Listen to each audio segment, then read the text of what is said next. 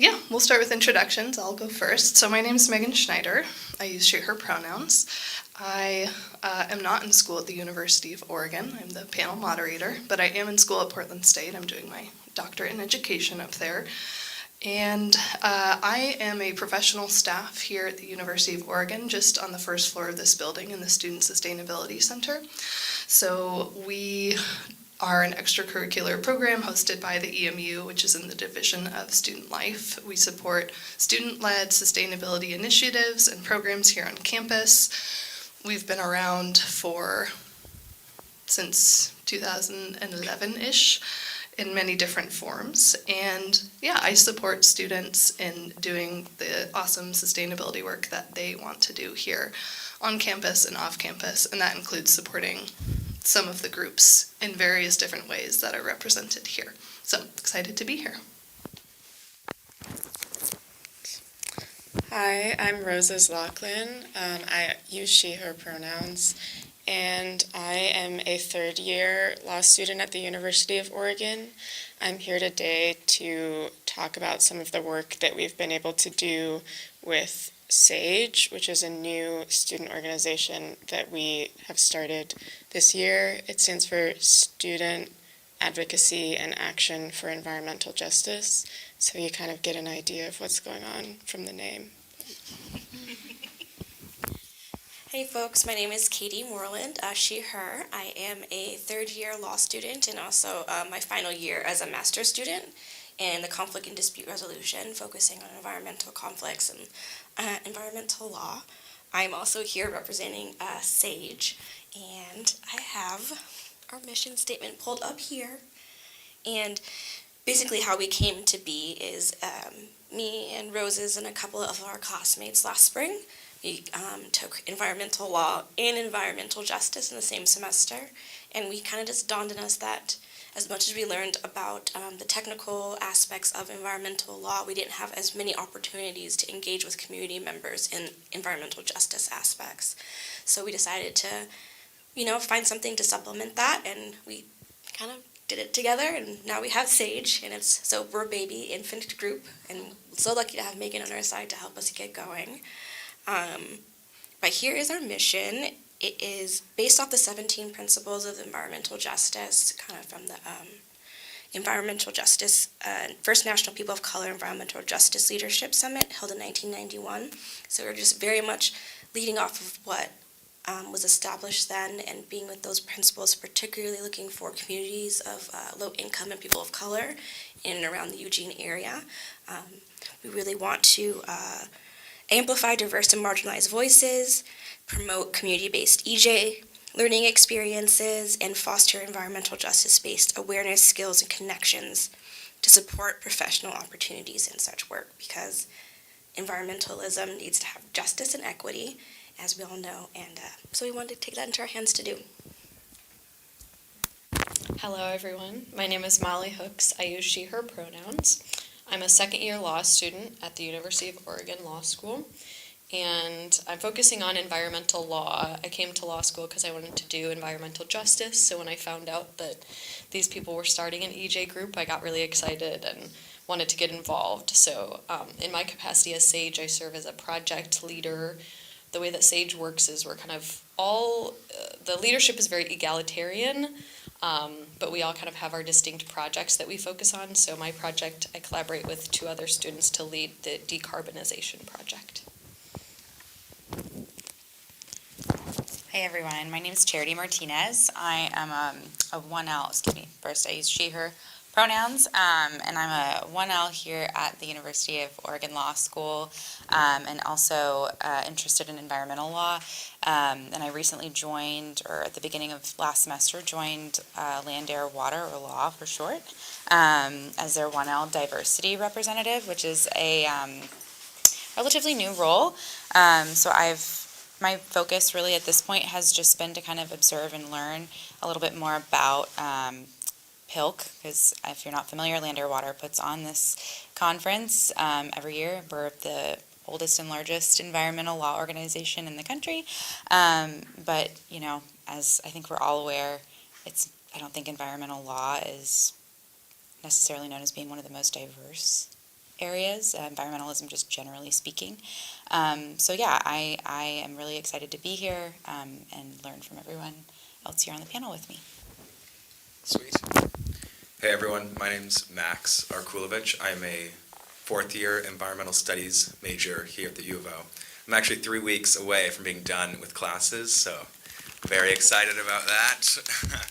I became a campus leader for Citizens' Climate Lobby about 9 months ago, and that is an international, nonpartisan climate activist organization. So what I've been doing here on campus is starting a student-led club that will be doing two things. One is lobbying members of Congress at the state level to get climate policies through, and the other is educating other students here on campus about climate policies and what they can do to help. And starting a club has had its own challenges that I'm sure we'll get into later, and it's been awesome to get the support from Megan and Taylor and other student groups on campus. So I'm really happy to be here and talk about all that too.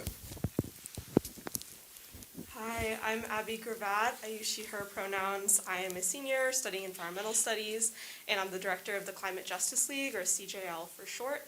I can read off the mission as well for our group, and I want to read it word for word because we've developed it as a group non-hierarchically. The mission of the Climate Justice League is to empower and educate students to take part in justice movements in Eugene and across Oregon. We've spread that a bit nationally as well. We aim to organize activist energies into work that creates safe, sustainable, and healthy communities. CJL is a space dedicated to learning, leading, and growing as we fight for our future. And so the club was founded in 2009, so we've been around a really long time, and I've been involved since my first week on campus, freshman year 4 years ago. So I've been part of this group. I've been a campaign coordinator. I've been a general member. I'm director right now, and we've got 3 campaigns. One is forest defense, one is fossil free UO, and one is a podcast, and I'll go into those a little bit more later. And yeah.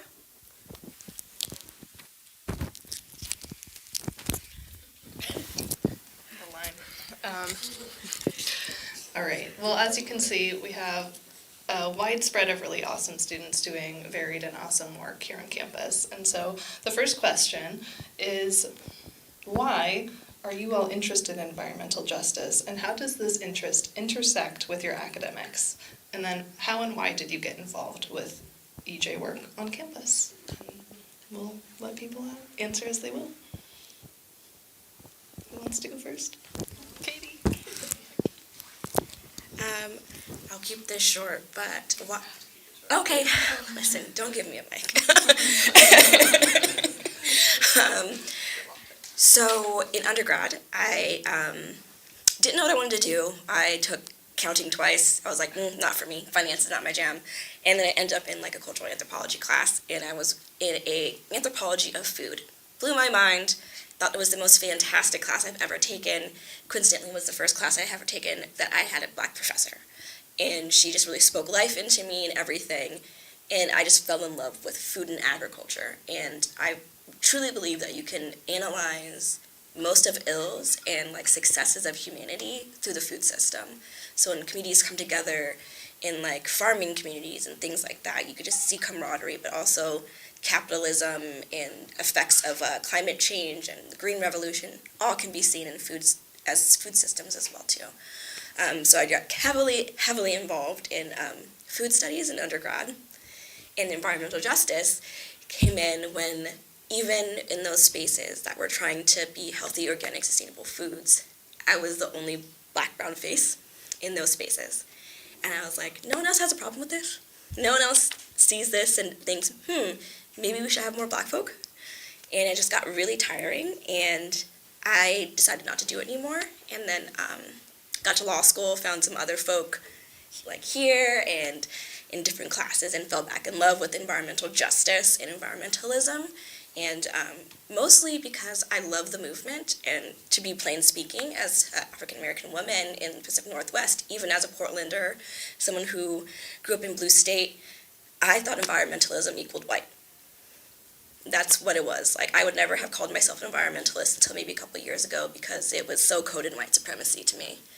And so environmental justice is so important to me, and why I have so much intersection with POC, BIPOC communities, and low-income and underserved communities is because those are the places that gets hit the worst, but get silenced. And I really wanted to bring those voices to the top and be in the room and sit at these tables and have these frank, honest conversations with folks who are trying to do good work, but just somehow it gets missed because of the coding. So that's how I want to intersect all of my law degree and my master's degree in that realm.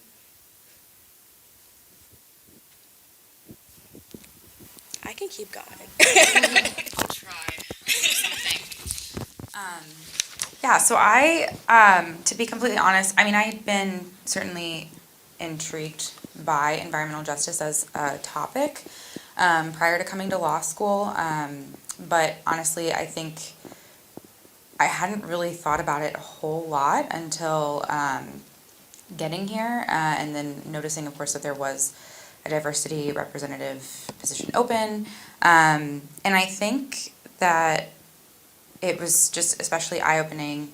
I'm from the East Coast, and so I'm also from like the DC area, which happens to be extremely diverse, and coming here, it's a lovely, lovely place, but when I, went to the first Land, Air, Water meeting, you're just looking around, you kind of see a lot of the same, and, I think that's for a lot of different reasons, but it just got me really thinking about my own journey and my own background. Like, I did not go to school undergrad to study anything environmental related. I don't think I ever really thought that it was something that I just never really thought about it much, which I realized had a lot to do with the fact that I don't think my family really thought about it much. And then I thought about it some more, and I realized I don't think my family could really think about it much.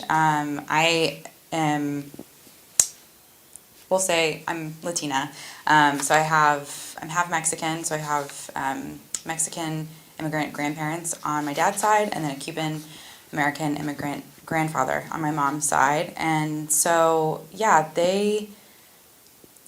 I see them work super hard, but I just don't think that they've ever really been able to give any kind of environmental topics or issues much of a thought, because they're really just focused on living and making it in this society. So anyway, I just kind of had to sit back and think about how that had impacted me, and how I can only imagine how that's impacted other people with similar backgrounds, who might actually be interested in getting involved in environmentalism or just environmental law, obviously, with Land, Air, Water. So I just have an interest, I think, in making it very known that you can pursue environmental studies or environmental law or what have you, regardless of what your background is. That's sort of what I'm trying to do at this point. And so far, being involved with PIELC has definitely opened that door for me.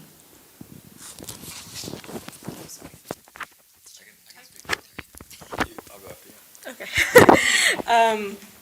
Yeah, I didn't do too much environmental work in high school, and coming here I was declared marine biology, so very science heavy, and I took an environmental humanities course my first few terms freshman year, and that really just changed my whole perspective on what I wanted to do. And I think what really stuck out to me the most, and similar to Katie, I latched on to food studies. That was something where I could really see the intersection of environmental work, justice work, systems-based work, and so a lot of my studies revolve around that.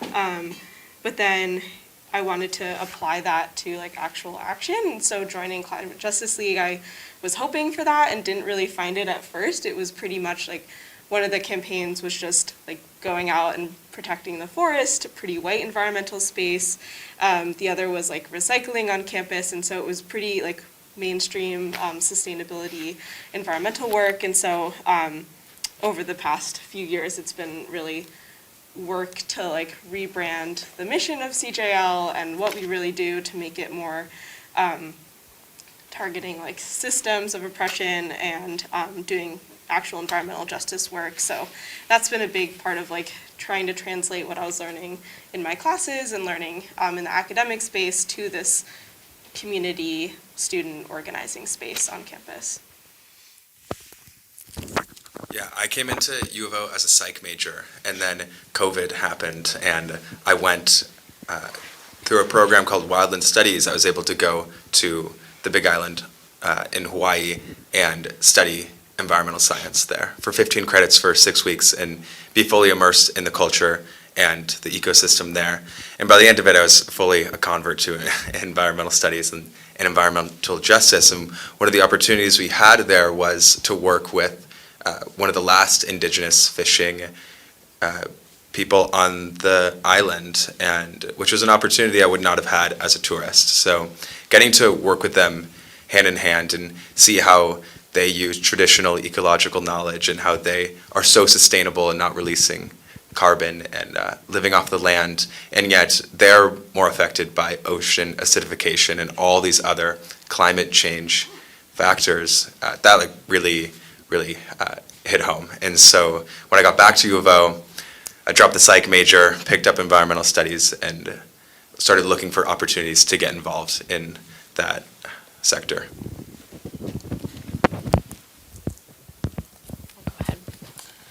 I feel like my story is very similar to a lot of people who have just spoken. Like, I liked the environment, and then I took a class, and it opened my eyes. It feels a little cliche, but I guess that kind of just underscores the power of education and our instructors.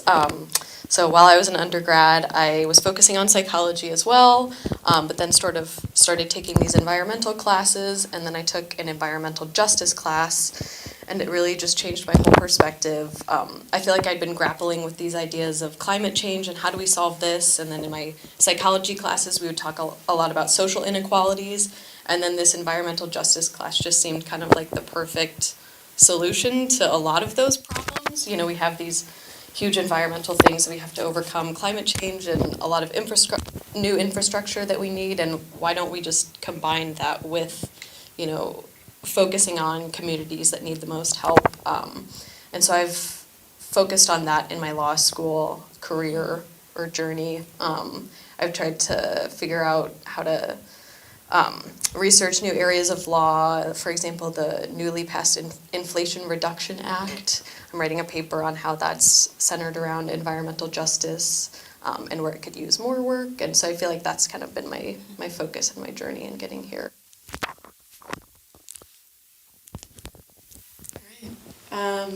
So similar to Charity, I also did not study environmentalism at all in undergrad. I came to environmental justice via other justice movements. And so I, during and after undergrad, worked a lot in food justice, lobbying, and direct access. And something that was really important to me in that space was being able to bring my own experience as somebody with financial and food insecurity. I just felt in those spaces that contributed a lot to the way that direct services could be better. And so when I came to law school, you spend like the first year just immersed in like case law, basically, which is a form of storytelling, but you don't spend a lot of time like in the lives of the people involved. And so for me, environmental justice movement is really about engaging with the community and the people whose stories and livelihoods and health are at stake. And that's one of the main things we try to do with SAAEJ, is just be in the community, talking to people and having conversations. So. Awesome, thanks everyone. And I just want to thank Molly for shouting out the power of education. I think education both has the power to intercede into systems of oppression and replicate them.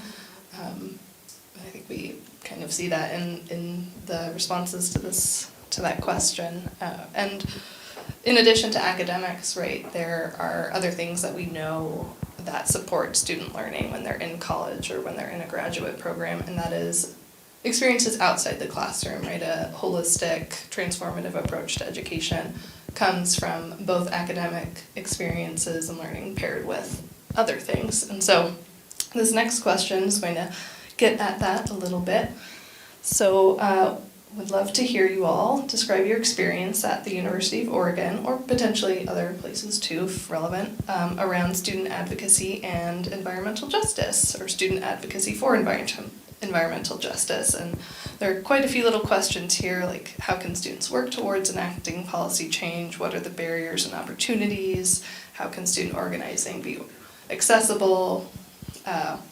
We'll let people sort of answer these questions as it feels natural. Who wants to start?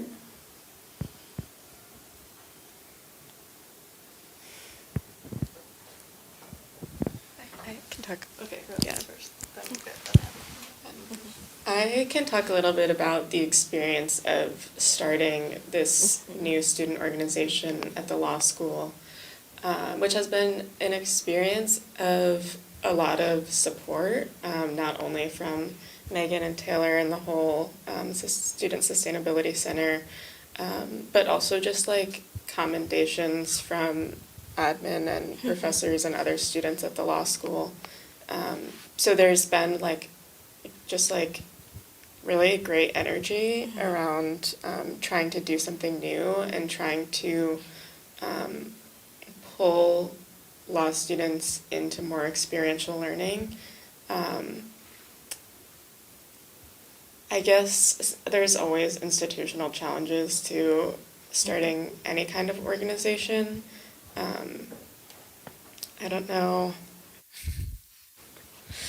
But I overall, it's been very positive, thanks to, just like the energy of people being excited about it, people being willing to sit down and talk with us about how to get funding, even if we haven't been able to access any funding yet.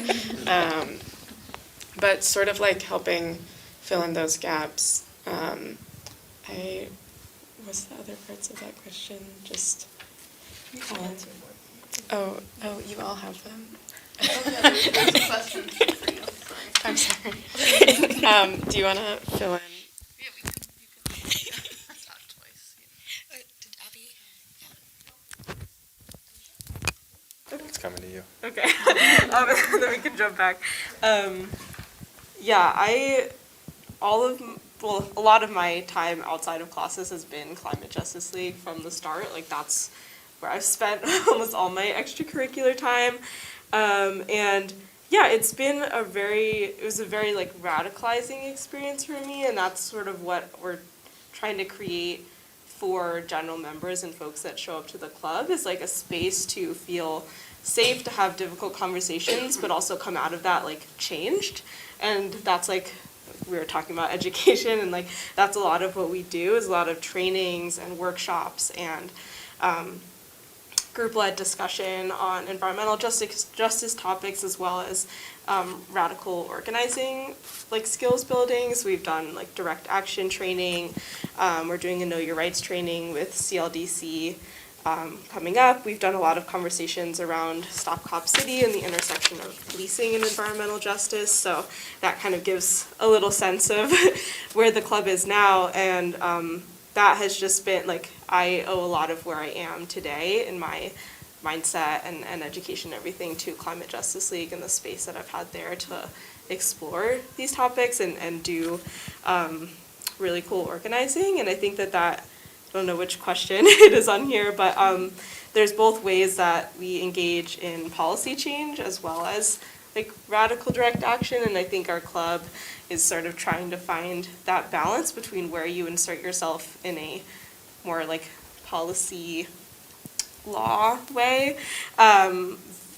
We testify at city council, we'll go to board of trustees meetings at the UO, but then we also do some less conventional forms of pressuring university and other higher ups to make change. So that's something that's been a big takeaway for me, is that a little bit of both is good, and you need to know when to insert yourself in certain ways to get the job done. But yeah. Who wants to next? I don't know who's on deck. So I guess I can say. Oh yeah. So which one? Oh, I was going to say you could talk about the project. Yes. So we talk about student advocacy and organizing being accessible and engaging and playing in collaborative community. I think it's meeting folks where they're at and what's actually going on. So SAAEJ being new, EJ is not a novel idea. Like, this has been around from the summit. Like, we're taking principles of folks who have already tried to do this work. And so one of the things that we thought when we started this group was everybody has their passion projects, and everybody kind of like knew an organization or something here or there that they were already involved in or already had ties to. And basically what we did was like, all right, we will kind of have a central location where we can talk about that. So folks, if they're interested in decarbonization, water, I personally am on the sustainable food and agriculture project, and all the different things that we have, the different projects, we can like kind of bring people together and engage with folks already know, who they already know, what they already know, and give them the empowerment to do stuff. And I think that's one of the things about student advocacy is, yes, we're in a learning environment to grow and be more and to do more, but we already have skill set, you already have a knowledge base. I feel like because folks, come into school at different times and ages and different backgrounds, that they don't think that they can do stuff, but like Abbey started the first week of her freshman year, like, you come in knowing a skill set and utilizing that and that passion to grow. I think that's what student advocacy and collaboration is looking like, is bringing folks who have skills already or growing them or adding new skill sets collectively. Yeah. And I'm like continuing from what Katie just said, and also like the idea that the student part of it is like all of us are people who are being prepared for a professional life, and it's about what kinds of experiences and engagement you can get as a student while you're still able to learn that you can bring forward into your career.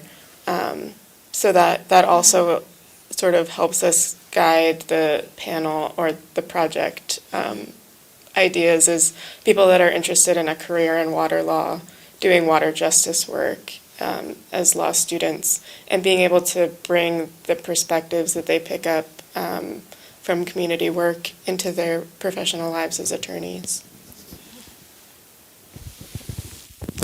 I'll just build on that a little bit. And I know Rose has alluded to, I guess, some of the challenges of starting a new group.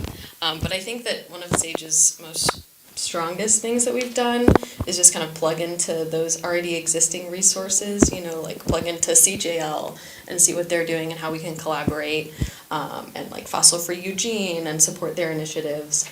And I do think that SAAEJ has done a pretty good job of hitting a balance between these like activist events that people can get involved with, but then also like we've done a story time event where people just come, bring food, sit around a table, and talk about their lives, maybe in a deep way, maybe in just a very casual way. And that kind of reminds me of what one of our classmates, Victoria Whalen, she's not here, but she always says that self-care is a form of protest.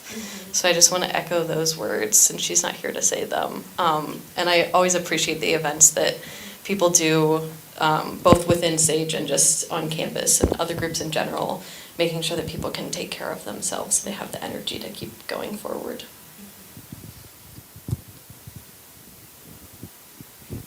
I can respond to one of those questions. Yeah, something that I've been thinking about a lot, and this is what my club has been discussing constantly, is really how to get these 20,000 undergraduates who care about the climate to actually do something, to actually take action.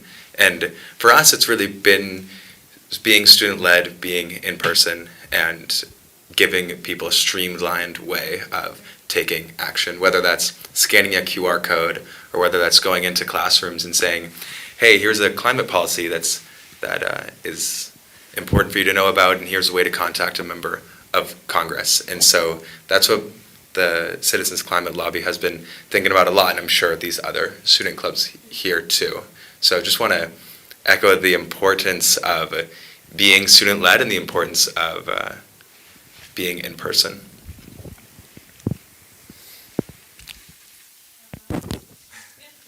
Oh, sorry.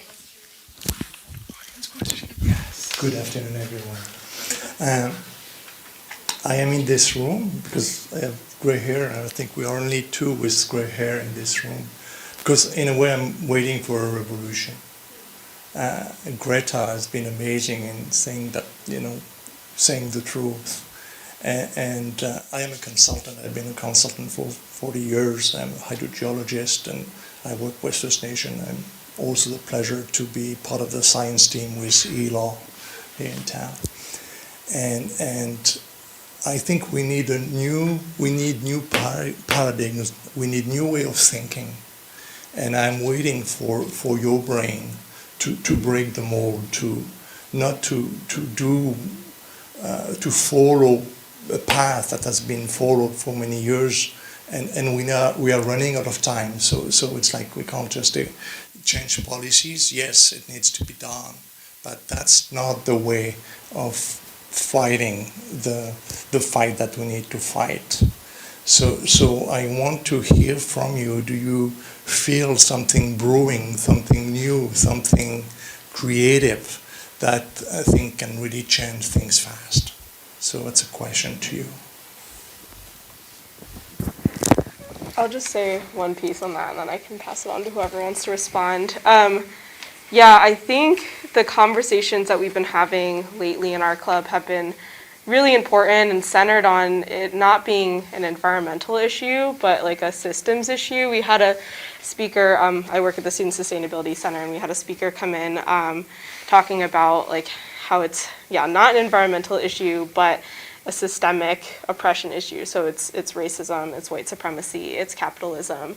And so shifting the way that we are targeting issues and not being like, okay, forest defense, we're saving the climate from this. It's like, okay, no, actually we need to tackle like capitalism or something like that as the root of environmental destruction. And so I think that's at the core of environmental justice, but reframing and being cognizant of like who is putting out mainstream environmental narratives and like why we think it's, an environmental crisis, or use the term like climate change, things like that.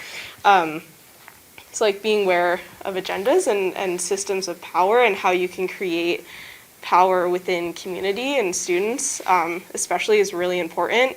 And they don't want you to know that you can create power in community and with the people around you, but like knowing your neighbors, knowing your fellow students, and being real with people has been really important. And so, I have, could speak on that for a while, but I think like building community power and knowing that that is possible has been really crucial, and is a conversation that at least the students that I'm in communion with are bringing up.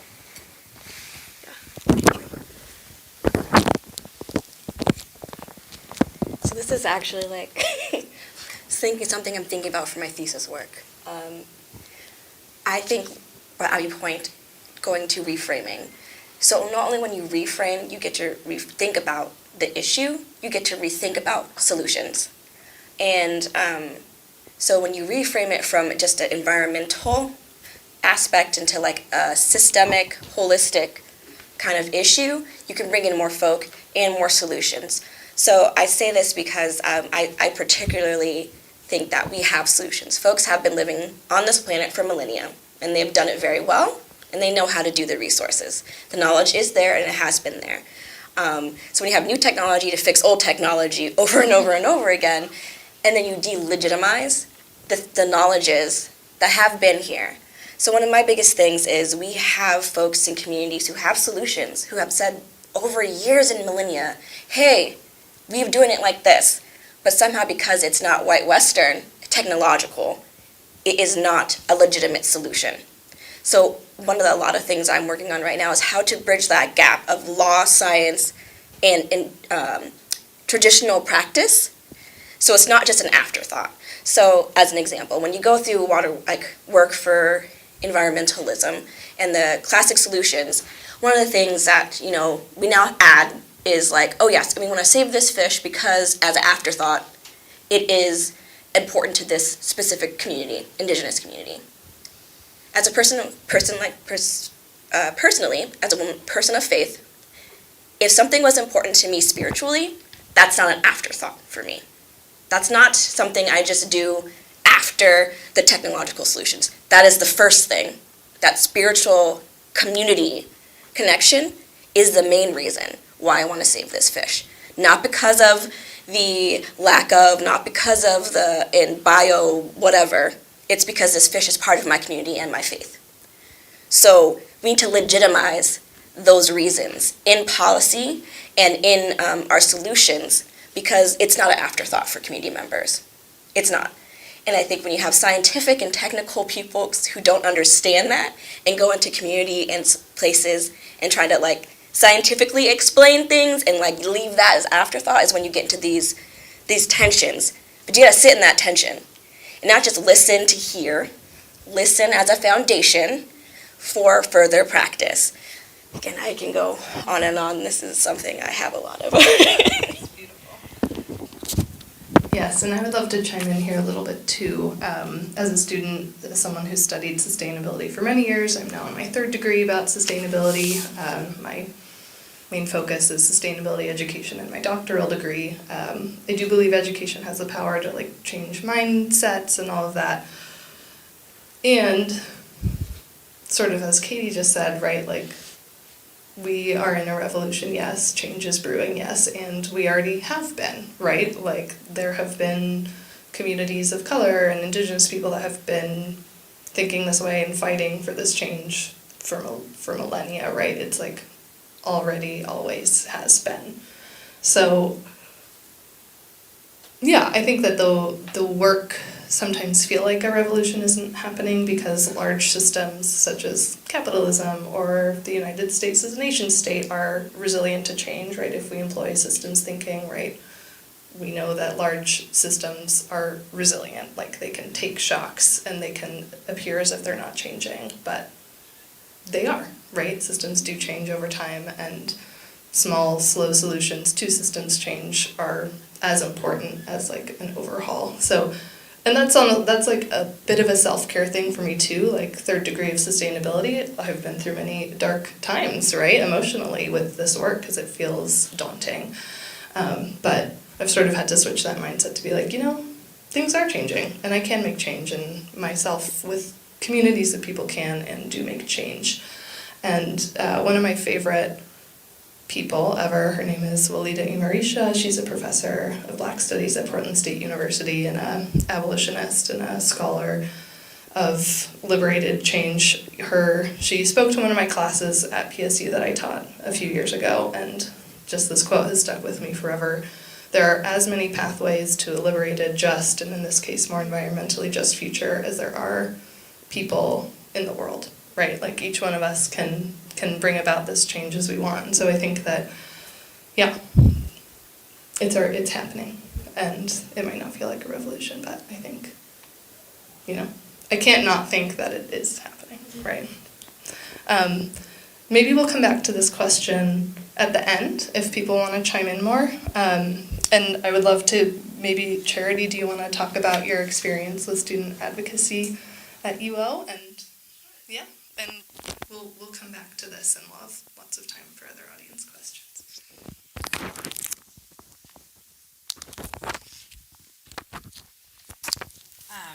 Admittedly, I don't feel super qualified to say much about this, because like I said before, this is sort of a new path that I've decided to go down.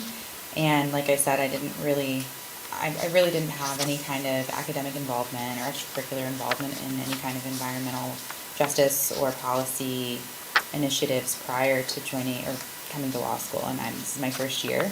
But that said, I definitely feel like, and I think, Katie, you touched on this, environmental justice is not a new topic by any means, but it feels kind of new, at least in the law space. It obviously, like, we didn't, SAAEJ is brand new, and Land Air Water has been around for 40 plus years, but there really hasn't been much emphasis on the environmental justice aspect of environmentalism as a whole. And so I think if anything, it's just been eye-opening, but in a good way. Like I'm actually kind of encouraged.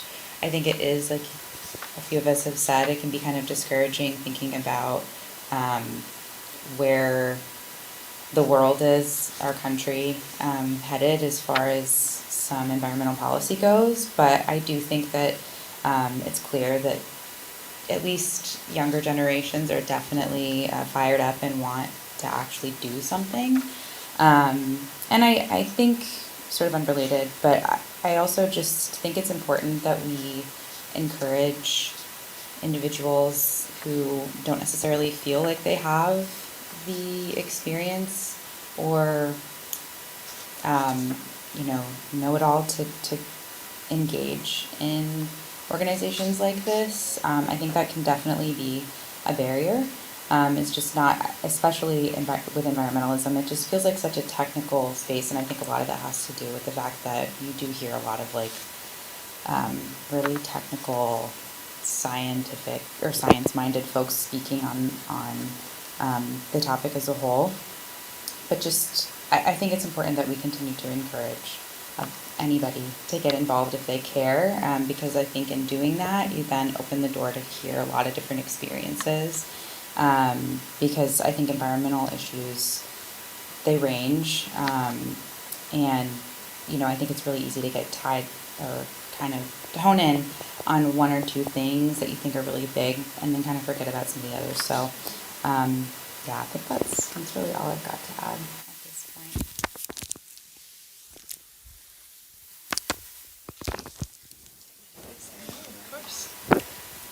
I am going to follow up on what Charity said, because I am also on Land, Air, Water, even though that's not the hat I'm wearing right now.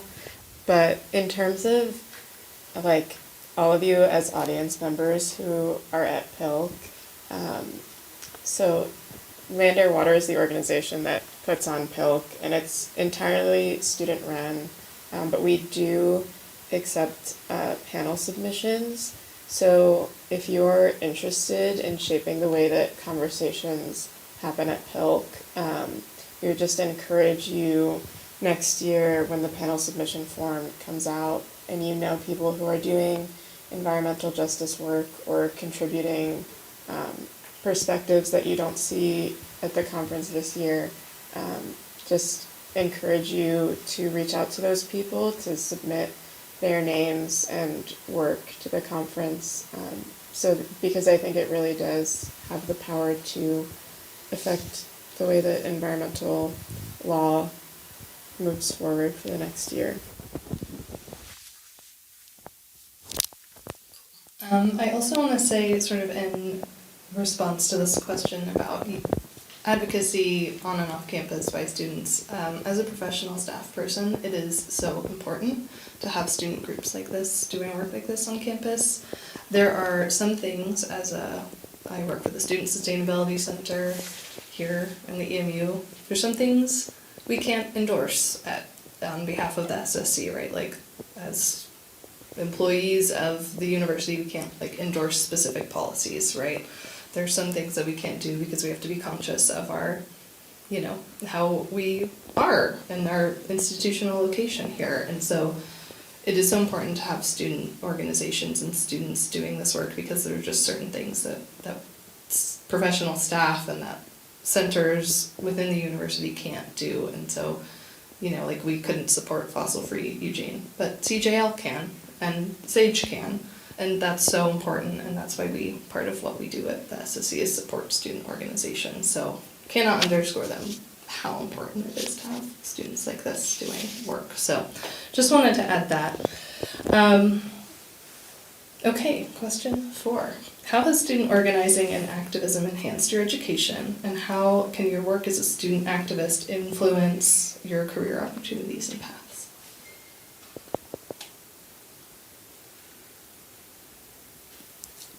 Sorry, that's a fun one. So I realized I don't want to be a lawyer. After going through multiple years of law school, I say that facetiously, but I know that I'm no longer going to take the bar, because that's not the avenue and path that I want to do. is really shown me that with a law degree, that activism and having this degree will literally give me a seat at the table. It will have folks be like, oh, so you do know what you're talking about, regardless of what I do. I do, but folks take it a certain way. It has allowed me to find organizations and communities that I wouldn't normally have been in. And as law school is so rigorous and time consuming, you have to be very intentional about where you put your time. And with advocacy and student organization work, that was a way for me to put some time into something outside of law school and to get outside of the building. Like, go to the EMU, go to like different like student-led organization kind of panels and discussions. If I didn't have that, I would be in the library or with other law students all day long, kind of in this microcosm, bubble. So I think student advocacy helps you break out of that, especially as a law student. And then even just as a student in general, it gives you the opportunity to network. We talk about professional things and organizations, like it gives you the opportunity to be in spaces with folks, to have these conversations, for them to know you and you to know them. You get to, see what you do and don't like about how things are run from different perspectives. You view like a more egalitarian, hierarchical system. Like, it helps really put you in the mix to see what you do and don't like and what kind of professional spaces you want to be in the future. So I think it's really enhanced that by giving me opportunities to see different ways of doing and being in the space. And kind of going off of that, being involved with SAAEJ and other environmental justice stuff on campus has kind of helped ground me in school, and especially at the law school. They make it very easy for you to feel like you have to follow this path and take on certain professional responsibilities, externing certain jobs, and a lot of times it seems more easy to just go along with that, but getting involved with activism and being constantly reminded of the importance of why I came to law school, what I want to do with my career.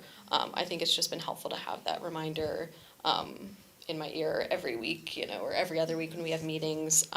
So that's one of the many benefits I see. I can go. Tying it back to our conversation about the power of education, being involved in really just in organizations on campus has taught me the power of experiential learning. And last year I had the opportunity to be a part of the environmental leadership program.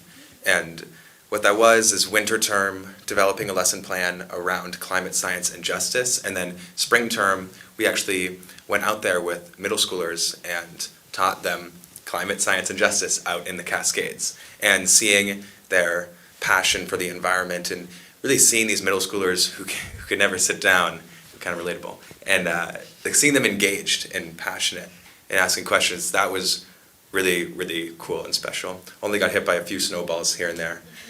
So yeah, that's what I think of for that question.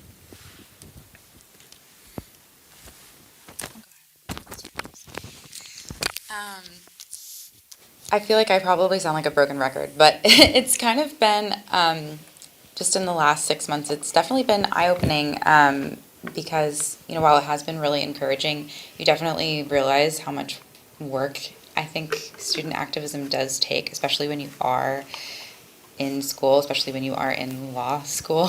It's a lot. It's a lot to think about. And I think it makes you really appreciate the people that do put in so much time and have basically made issues like environmental justice their life's purpose. But I also think, like Molly and Katie said, it definitely, I think the way it has enhanced my education is that it's definitely reminded me of why I came here in the first place, because that's definitely, it's really hard to keep that in mind when you're buried in work and other responsibilities. So I think being able to kind of come back down to earth in that way and be grounded is a huge benefit of getting involved, especially as a student.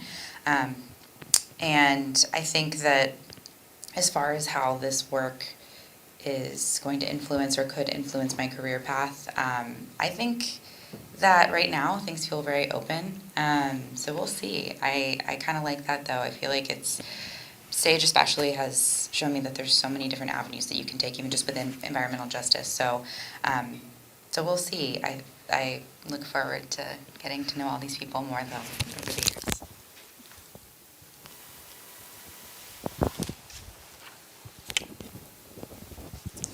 Yeah, I feel similarly that student organizing sort of gives me like a place to ground myself, and also just like, for me, a way to care about school.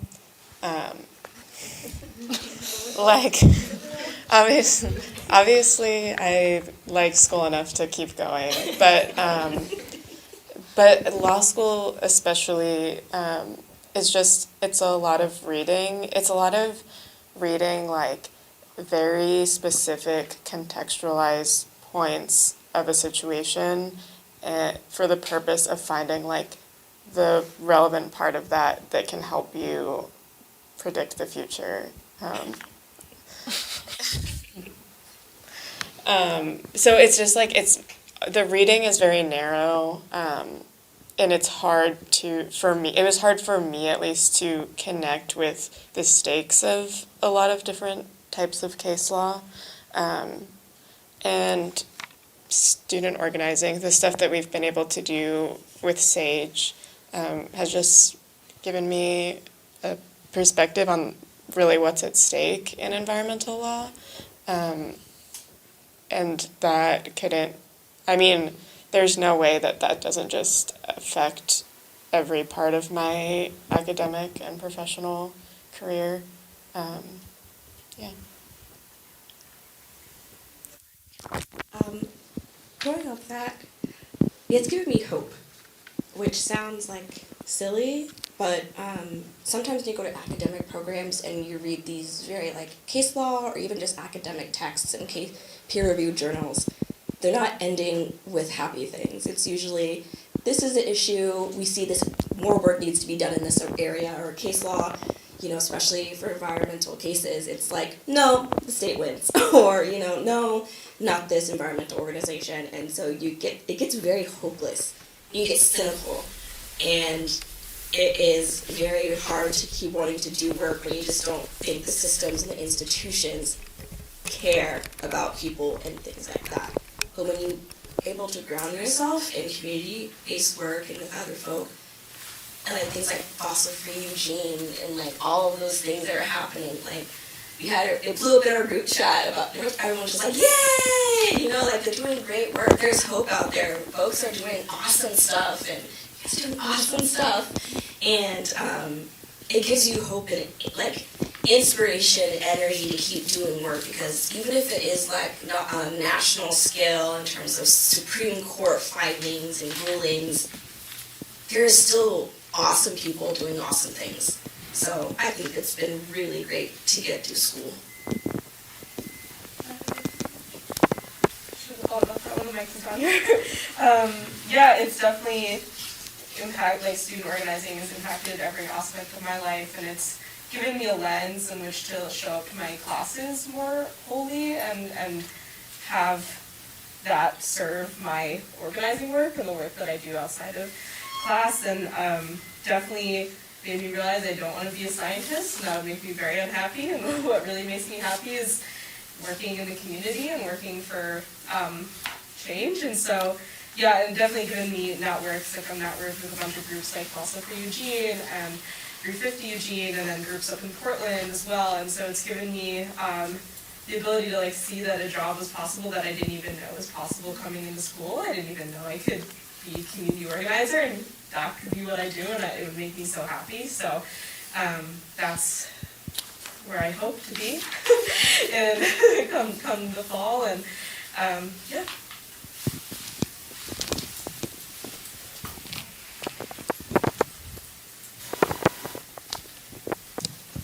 Okay, I'm going to ask my last question, and I feel like I want to do it lightning round because I think we should leave more time than I was expecting for audience questions. So, the lightning round, last question, what is the coolest thing your organization has done or is doing? And if anyone, and like a quick plug for how to get involved. So one from each organization, response, so you. Okay, top coolest thing. Yeah, I'll say we've been working really closely with Fossil for Eugene, and a lot of students have been showing up to City Council and testifying.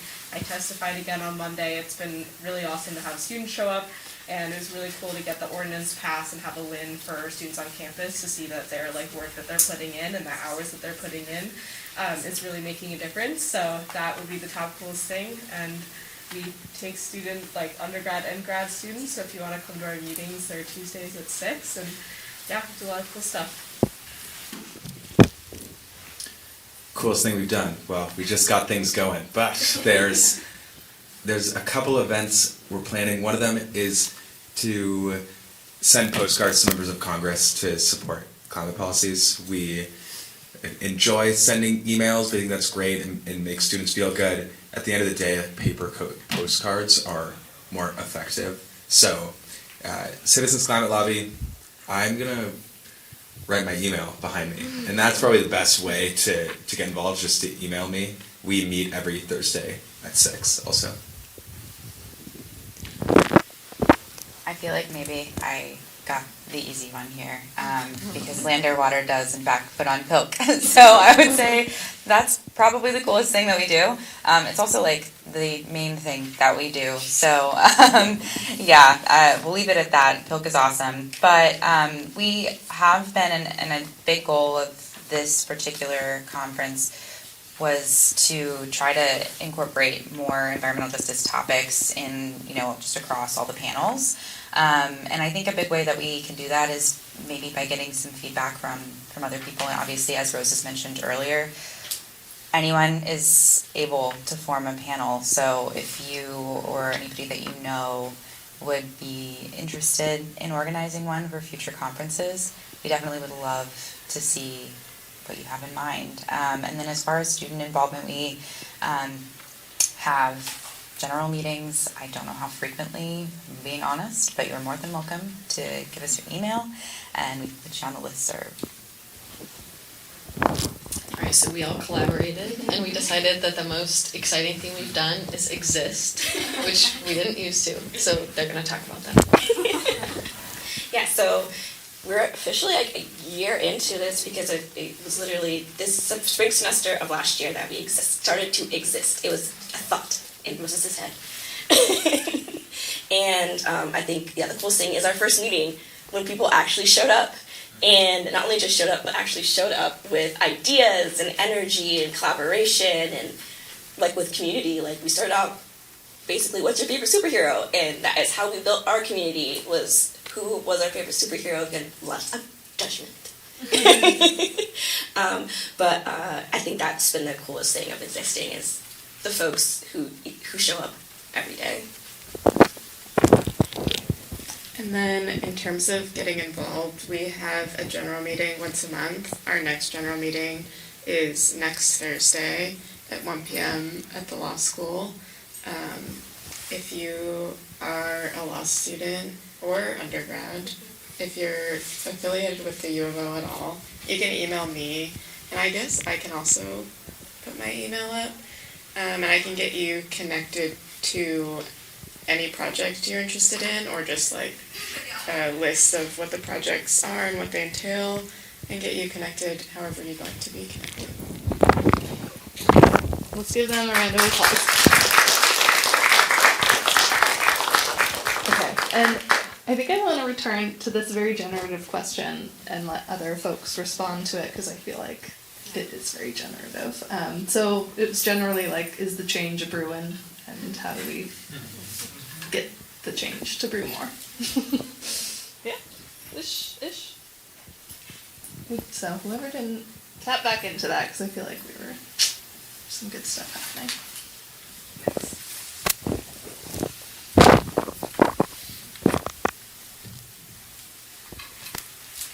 Yeah, when you first asked that question, I just thought about normalizing talking about climate change and normalizing these conversations. So often people don't want to bring it up because they're nervous or because they for whatever reason. And that's why it's so awesome for me to be here at this conference and be here with all these people who care too. And these are the types of people that I'll be able to just speak my mind on. Like, there are so many people out there who care, and so continuing to have those conversations, like, oh, it's snowing in Eugene now, and it's sunny in other places, like, there's a reason for that, and it's not just random. So I think bringing those comments up regardless of who you're talking to.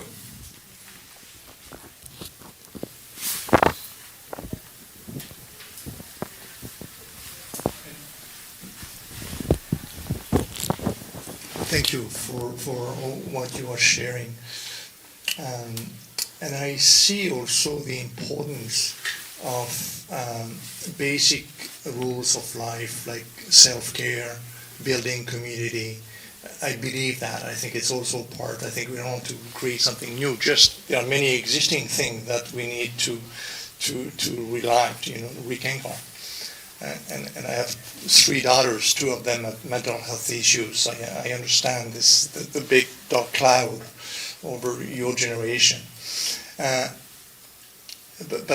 going back to what I brought earlier, I think that we need to tap into the 15 to 20 years old.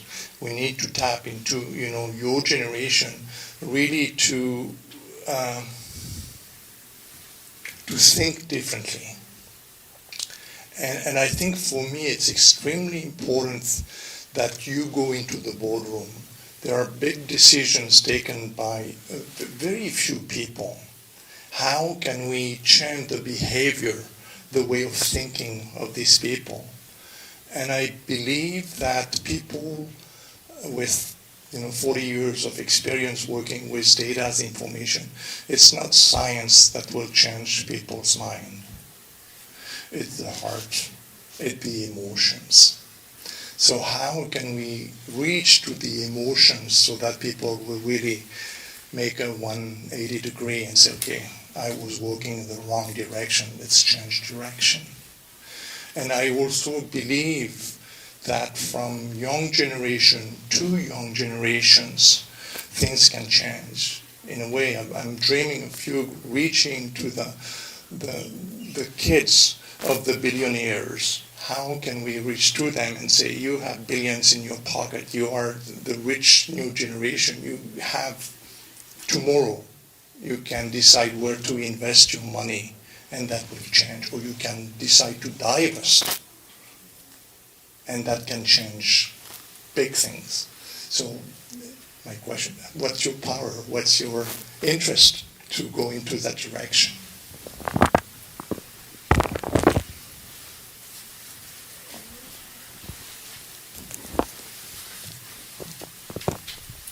I really love this question.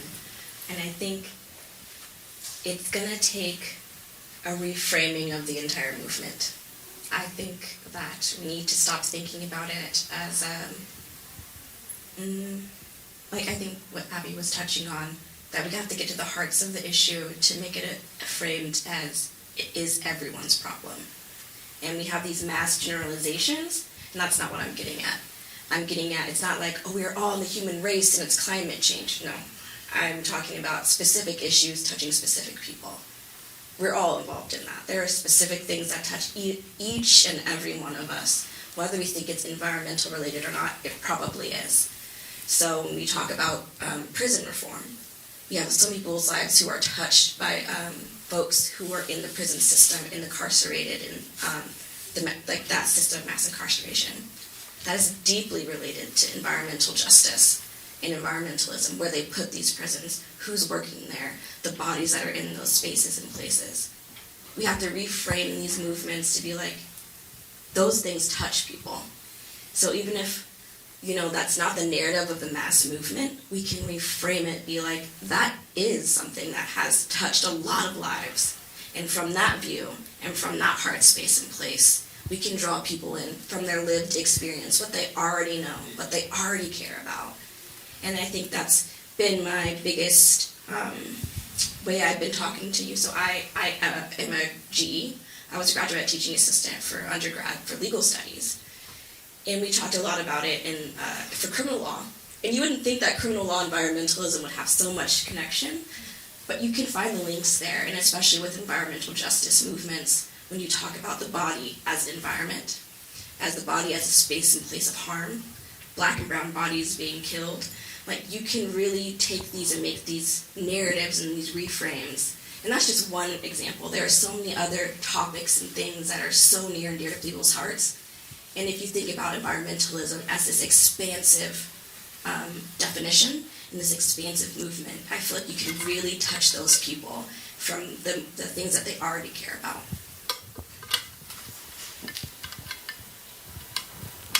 Can I ask sort of a follow-up? If you can all hear me, I can just ask. A lot of you have touched on education and storytelling and community building as a tool or as a way to shift culture. You use the word normalizing. Max, I love that concept of let's make something normal together. Environmental justice also does require shifting or changing policy and law, right? Like we can community organize until the Supreme Court deems something unconstitutional and shuts local programs down. And so I'm curious how your groups are thinking about sort of leveraging that cultural shift that is happening, that revolution that we see, into policy change or law change. And specifically, I guess my question is how have decision makers, in your experience, responded to you in student calls for change? Do the decision makers at the city council, or specifically if you engage with sort of the big threes, the environmental organizations, are they listening to you, or are they taking you seriously? I'd love to hear just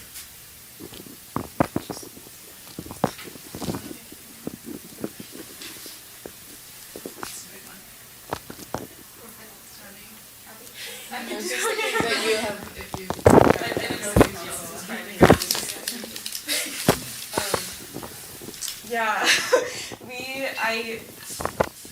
we definitely, it was not just students that was impacting city council, in reference to fossil-free Eugene's win for the ordinance of new residential construction being built all electric. That's actively trying to be overturned, but that's a separate issue. But they did make it clear, city council made it clear that they wanted to see the youth show up at city council for them to really be impacted. And this goes on to the storytelling and hitting the heart and not just on numbers. They didn't want students, high schoolers, college age students coming up and just giving facts about the climate crisis and about electrification. They wanted us there talking from our own experience, our lived experience, how we view the future. And so there's a really big push to have a lot of students come out to city council right before their vote. And there were people there as young as 7 testifying in front of city council, when normally it's people over 65, because you've got time on your hands to do community organizing, and students don't, and it's usually a Monday at 7:30, and it goes for hours, and you need to wait in line to testify. And so, but the response was positive. They voted 5-3 in favor of the ordinance, and we won. And so I think that goes to show students hadn't shown up at city council around environmental stuff, I think, since this movement. And so it's been super impactful, and we're trying to have similar response on campus. But again, the times to testify to the board of trustees are really early in the morning during finals week. So students are studying, they're not on campus, things like that. So there's ways that we're trying to get out there, but it definitely has had positive impact on the city level. If anyone else has thoughts.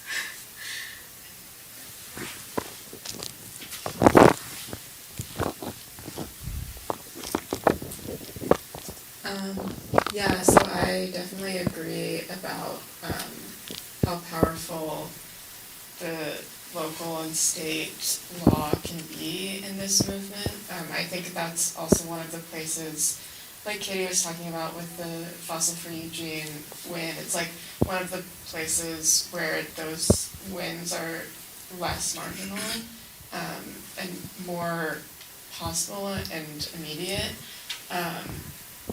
And I think part of the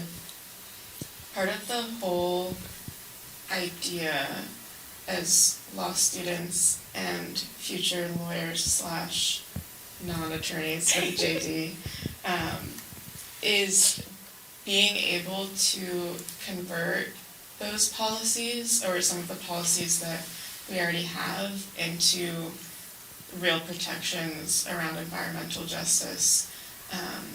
And so there's the work on both sides of that really contributes to allowing law and policy to actually be a vehicle for positive change instead of a stagnating force.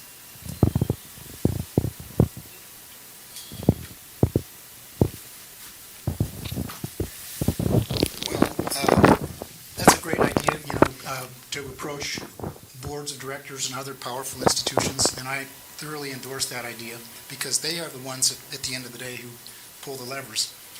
And on the other hand, it's up to us, and particularly law students who are good with rhetoric and conceptual, there should be the marketing department in here too because they're really good at persuading people.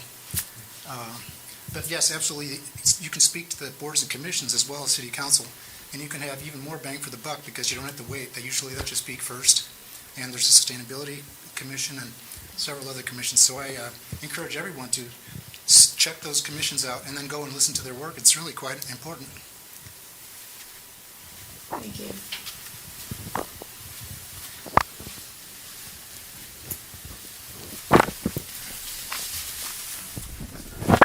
Reasons, so I'll use the mic.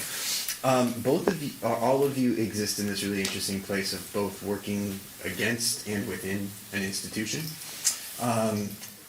The list is long, but I'm wondering if you were to have a magic wand or a thing that you could change about the institution to support you, not a change that the institution needs to make to be better for everyone, but like as student activists or student organizers or people who are trying to work within an institution as students, right? And this is a very selfish question because it's basically making a nice job. So I'm asking, like, what the hell do you need? Tell us what you need so that we can serve you better. So what is something that the institution could do, or is something that you see that the institution could do to remove a hurdle to be able to make this work better?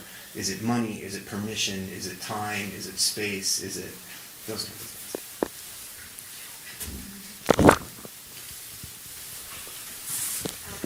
They can put their money where their mouth is. That's what they. Could you be real slow? Well, okay. So initiatives. There's a couple things on campus. So, this university is very big on experiential learning, but it's with very If you go against the university, they're not going to give you money. So if you are actively doing activism towards the school to do better and be better outside of their own agenda, it is very hard to get funding, and it's very hard to be recognized as a legitimate student organization because the institution is very good at their own rhetoric and very good at their own kind of way of delegitimizing Susie Group and infantilizing students and things like that to not get their point across. So I think that's one way. And I don't know. Diversity, I think, is a huge issue institutionally as well, specifically for University of Oregon. In general, Oregon in general, was always meant to be a white utopia, and it has become such. And so having folks who are very, very, very intentional about diversifying and getting more people and perspectives on campus, even if they can't do it with students, but they're in charge of hiring. They're in charge of faculty, staff, people who are on professors. They can control those things. There are professionals of color, there are professionals who are LGBTQIA, there are professional women, there are professionals out there who can be at this university. It doesn't have to look like the way it does.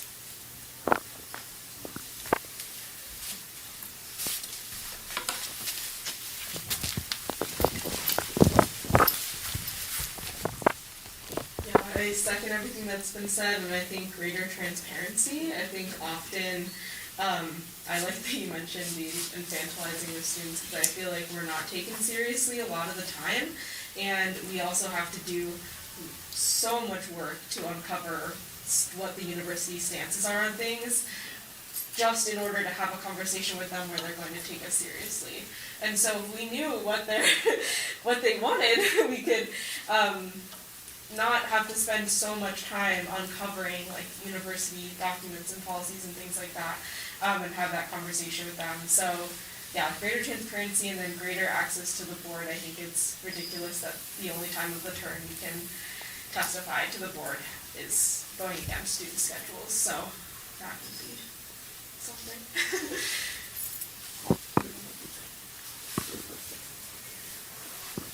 Can I ask you a question?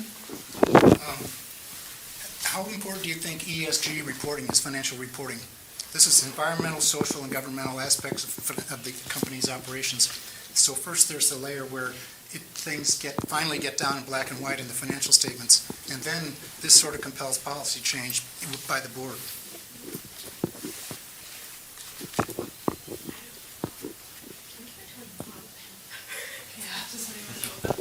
What? Oh, to talk on the ESG? I can just say it was super useful when we were doing our divestment campaign. Before our Fossil for UO campaign, we were working on divestment, and we worked with and around the ESG a lot. And I'll say, like, I wasn't super involved in that. It's a campaign that happened like in 2017, and then they, again, lack of transparency, wouldn't tell our group where they were at with divestment from fossil fuels, and so we had to do a lot of work and pretty much our entire campaign on like getting that information, whether they were divested or not.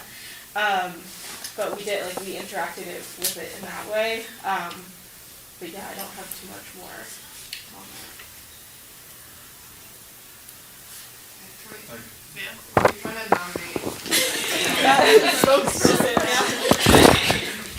Well, hello, my name is Joshua Gandaria, and I'm good friends with Roses and Katie and Molly and all of them, and I myself am a third-year law student. I know a little bit about this, just a little bit. But I think ESG is incredibly important because, first and foremost, we have to recognize that it's a self-selecting process for corporations to, want to use or participate in any ESG practices. And also, I think it's incredibly important because it goes to the systems things that was mentioned. Because a lot of the, how can I say this? Sorry, I wasn't ready to publicly speak. A lot of the issues that remain in environmental policy in this country revolve around corporate exemptions to big, large federal statutes. One that comes to mind, for example, is the agricultural exemptions to the Clean Water Act. So I think allowing for corporations to opt into ESG practices and allowing markets to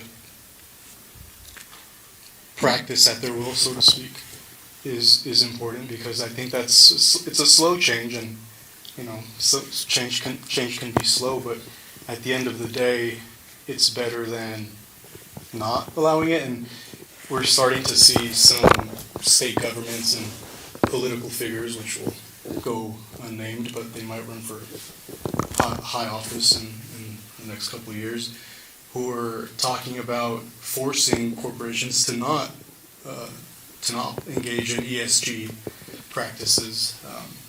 So I think it's important for corporations, but also just for policymaking in general, to not only allow corporations that opt into ESG practices to do so, but I think it also feeds into the potentially the beginning of solving the systems issue, because solving or helping the problem of this capitalistic viewpoint that where capitalism and environmental policy merge. I think ESG reporting and allowing corporations to self-selectively report on these issues is not so much the answer, but it's a beginning towards the answer. Thank you for putting me on the spot. Thanks, Josh.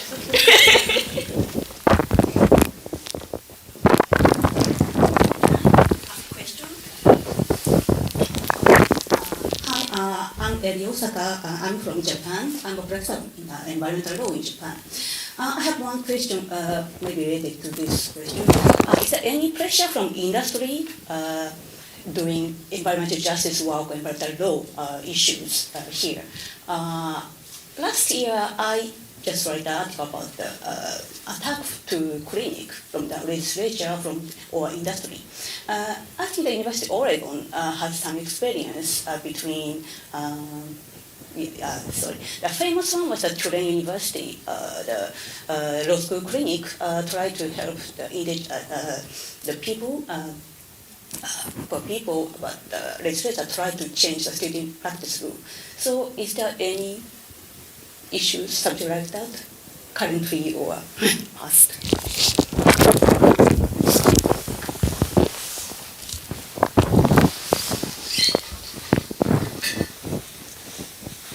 Thank you for that question. Should I just to restate a little bit for the benefit of audio? A question about the way that pressures from industry might hamper the work that we're able to do as law students. And there is, related to the history of PIELC and the environmental law clinic that we have here at the law school, there was a big controversy between the timber industry in Oregon and the attempts of the environmental law clinic to protect endangered species of owl. I believe the spotted owl, but there might be another adjective before spotted. Northern spotted owl, thank you. And so, as a sort of in response to that conflict, is part of the reason that PIELC is completely student-run, to avoid basically the mechanism of industries pressuring the state governments and the university institutions, and then the state governments and university systems putting that back onto the students. And so PIELC is student-run, independent from the law school or the University of Oregon in general. And our environmental law clinic is now off-site and not actually part of the law school. It's its own separate law firm, the Western Environmental Law Clinic, and we contract with them in order to still have an environmental law clinic. But that's more of a historical perspective. I don't know if any of you have experiences with that kind of stuff since you've been here.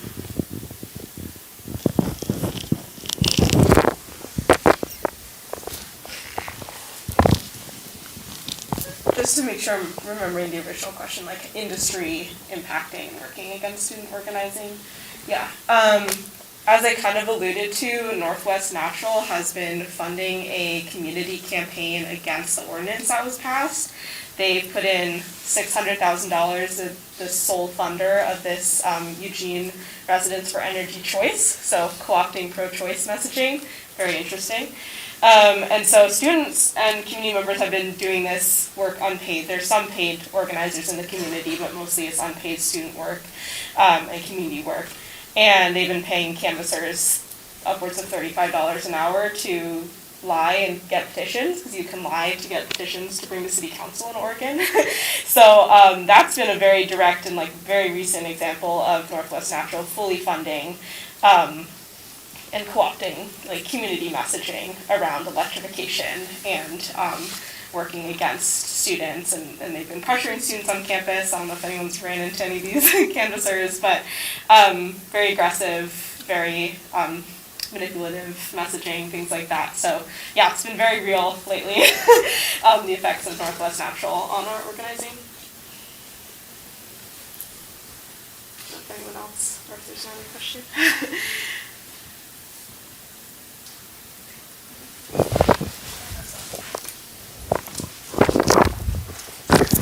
Okay, we are at time, so let's give them one more round of applause. Good job, everyone. They are all busy, and students, seniors and law students, so